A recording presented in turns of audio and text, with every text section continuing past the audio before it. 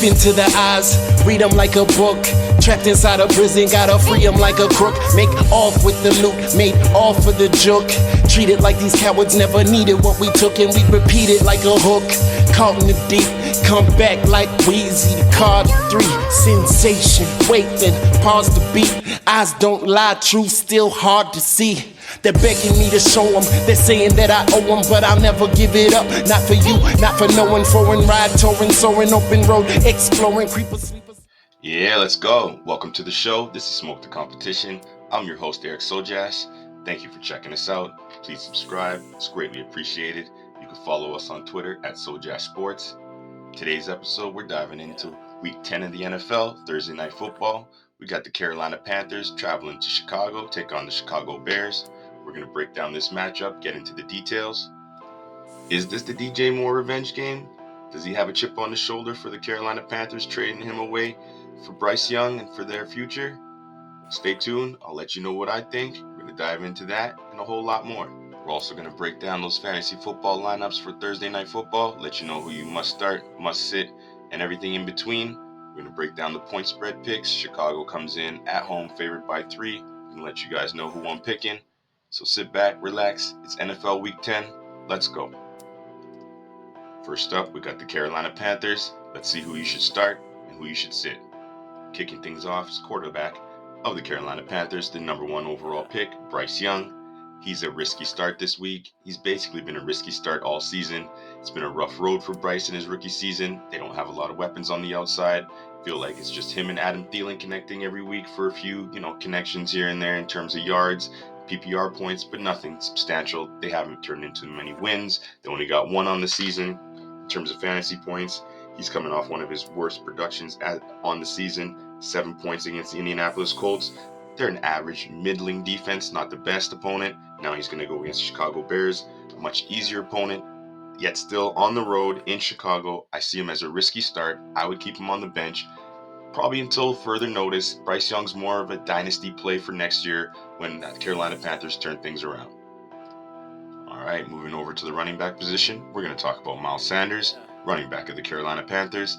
He's had a rough go at it ever since moving from the Philadelphia Eagles over to Carolina and signing that new contract. Early in the season, you could see justifiably why he was getting played in some fantasy football leagues. They were force-feeding him the ball, which allowed him to have some production. Ever since the injury, he's lost that opportunity to Chuba Hubbard. I don't see him regaining it unless there's some unfortunate events that happen to Chuba. Miles right now, he's definitely a risky play. There's bigger upside elsewhere you can look. Keep him on your bench. Wait for further notice if something happens with the running back situation or they do switch gears, as they did pay Miles, so they might eventually try to feed him the ball again. But at this point, he's definitely a player to keep on your bench. Risky start. I wouldn't play him in Week 10. And speaking of his running mate, Chuba Hubbard, the Canadian kid, has actually caught a little bit of fire in terms of his production per opportunity since Miles lost that opportunity, and he's done a lot better with it. I see him this week as a safe start. He's more of a late RB2, maybe a flex play. He doesn't have a ton of upside because his Carolina offense is limited, but Chuba has shown a lot more explosion and he's done a lot more production with the opportunity he's been given. So I do see him as a better play than Miles Sanders currently. He is a safe start. If you must get somebody in due to bye week things like DeAndre Swift, for example, then I would run with Chuba. Like I said, he's a low-end RB2 this week and a safe start. Jumping over to the wide receiver position, we're only going to break down one wide receiver on the Carolina Panthers. That's the veteran Adam Thielen. I see him as a good start this week. He's probably the only player in this offense that has decent fantasy value this season. He gets a ton of targets from Bryce Young. He produces on those in terms of PPR value. He's got definite, reliable hands. He's a good start this week going against those Chicago Bears. Like I mentioned earlier, they're not a top-flight defense. They do have a little bit of a better run at home, but for fantasy purposes, I would run with Adam Thielen this week. He's a good start. Get him in there. He's probably around the wide receiver 3 range. All right, the Chicago Bears. Let's see who you should start and who you should sit. Kicking things off for the Chicago Bears is quarterback, rookie Tyson Bagent. He's been filling in admirably for Justin Fields since the injury of the thumb there. Looks like Justin's set to miss another week, so Tyson is going to take on the Carolina Panthers on Thursday Night Football. I see him as a safe start. It looks like he can use his legs. Last week he was running all over the place. He got 70 rushing yards, threw a ton of passes for, I think he had 220 passing yards and 2 touchdowns, put up 21 fantasy points, and that's with 3 interceptions and a fumble lost. That's 8 fantasy points he lost. He would have put up close to 30 fantasy points. It would have been an absolute smash. I see him as a good start this week. He's got a safe floor with those rushing upside. He might throw a couple touchdowns again. Get him in your lineups if you're on a bye week conundrum. I'm debating between him and Derek Carr. I think his ceiling might be a little higher. Derek Carr has been consistent though, so I'm still weighing my options. We're going to see you on Thursday Night Football. Jumping over to the backfield for the Chicago Bears, we have the return of Khalil Herbert, number 24.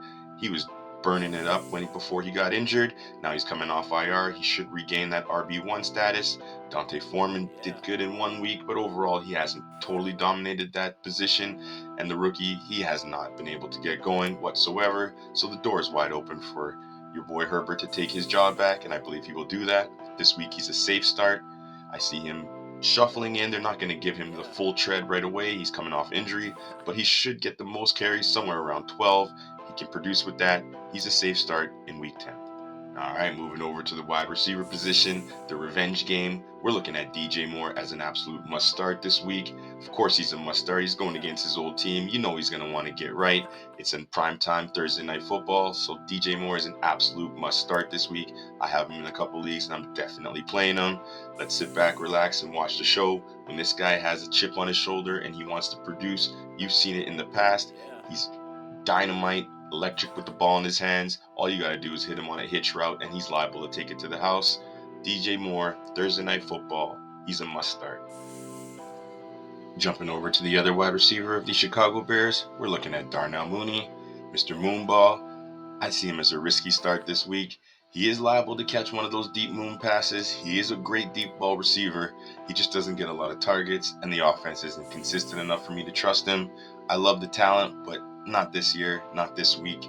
You'd be taking a heck of a risk. Like I did say, he can catch a deep pass for you, but you'd be hoping on one of those to turn into a touchdown. You're not going to get a lot of upside in PPR, so he's a risky start. Keep him on your benches.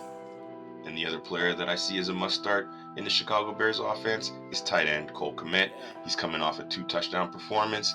He's been pretty consistent even with the backup quarterback, Tyson Bagent. So regardless of who's throwing him the ball, he's been pretty productive. I see him as a top 10, top 7 tight end this week in fantasy football. Get him in your lineups. Cole Kmet, he's a must start. Thursday Night Football, he's probably liable to catch at least 1 touchdown. So who gets the win on Thursday night and why? I'm rolling with the Chicago Bears, the hometown team. They should be able to get the job done, give the Carolina Panthers another loss this season. This is going to be a heck of a battle, I think. Thursday Night Football, always interesting, short week. It's harder for teams to game plan. The revenge game of DJ Moore is going to be a factor. But overall, I'm definitely riding with Chicago. They should be able to hold off Carolina, get the win by at least 3 points. That's it for today's episode. Thank you for joining us. Give us a follow. Once again, subscribe to the channel. I'm Eric Sojash. Peace, love. Let's continue to smoke the competition. Deep into the eyes, read them like a book. Trapped inside a prison, gotta free them like a crook. Make off with the loot, made off for the joke. Treated like these cowards never needed what we took, and we repeat it like a hook. Caught in the deep, come back like Wheezy. Card 3, sensation. Wait, then pause the beat. Eyes don't lie, truth still hard to see. They're begging me to show them, they're saying that I owe them, but I'll never give it up. Not for you, not for no one. Foreign ride, touring, soaring, open road, exploring, creepers sleep.